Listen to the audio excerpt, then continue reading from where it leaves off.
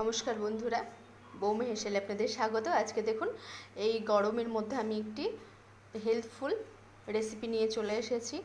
এই যে তার জন্য আমি দেশি চিংড়ি মাছ নিয়ে নিয়েছি, সেগুলো ভেজেও নিয়েছি।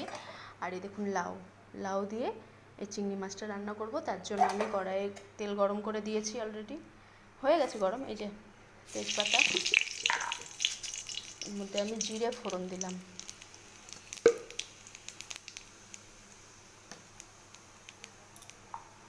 ফোড়নটা আমার ভাজা হয়ে গেলে এবারে আমি লাউটা ছেড়ে দেব।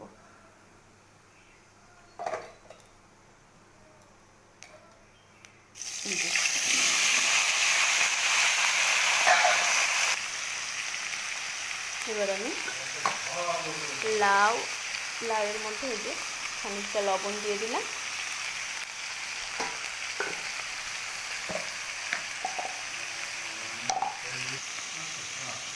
এই যে খানিকটা হলুদ দিয়ে দিলাম।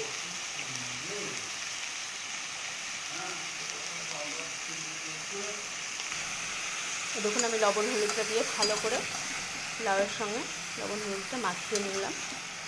নিয়ে এবারে ঢাকা দিয়ে দেবো এই থালাটা দিয়ে। এবার ঢাকাটা খুলে দেখব লাউটা কোন পরিস্থিতিতে আছে। এই দেখুন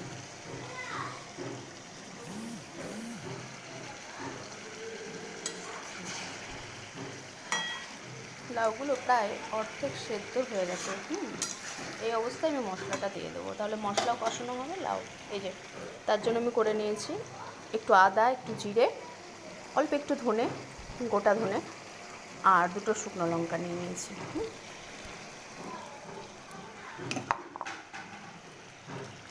এর মধ্যে একটু কাশ্মীরি লঙ্কার গুঁড়ো দেবো কালারটার জন্য।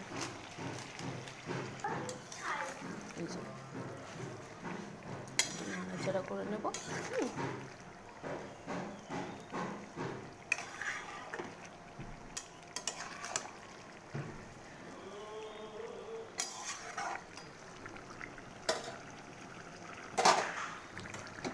এই দেখুন চিংড়ি মাছগুলো আমি দিয়ে দেব, কারণ আমি মাছ দিয়ে বেশি জল দেবো না, ঠিক আছে? এই লাউয়ের সঙ্গে চিংড়ি মাছগুলোও কষানো হতে থাকবে।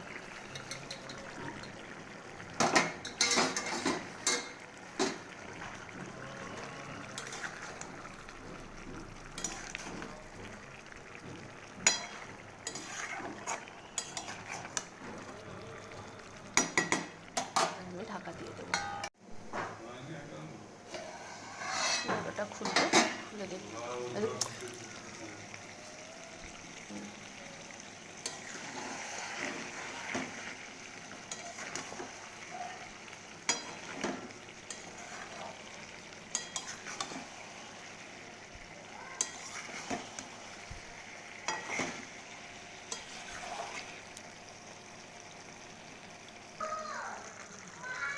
এই দেখুন বন্ধুরা, লাউ চিংড়ির কালারটা কি সুন্দর লাগছে না? আস্তে আস্তে কষছে এবং সেদ্ধও হয়ে যাচ্ছে। এই দেখুন বন্ধুরা, এই যে তেল প্রায় ছাড়তে শুরু করে দিয়েছে।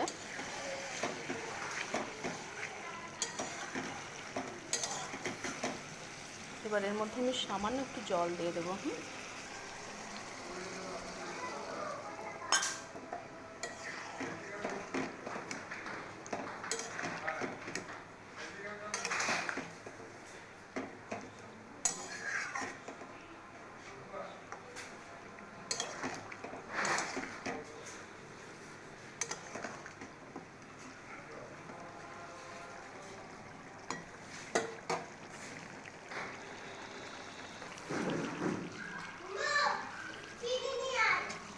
এই দেখুন বন্ধুরা, আমার লাউ চিংড়ি রেডি।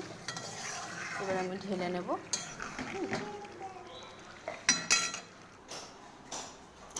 এই দেখুন বন্ধুরা, লাউ চিংড়ি আমার রেডি।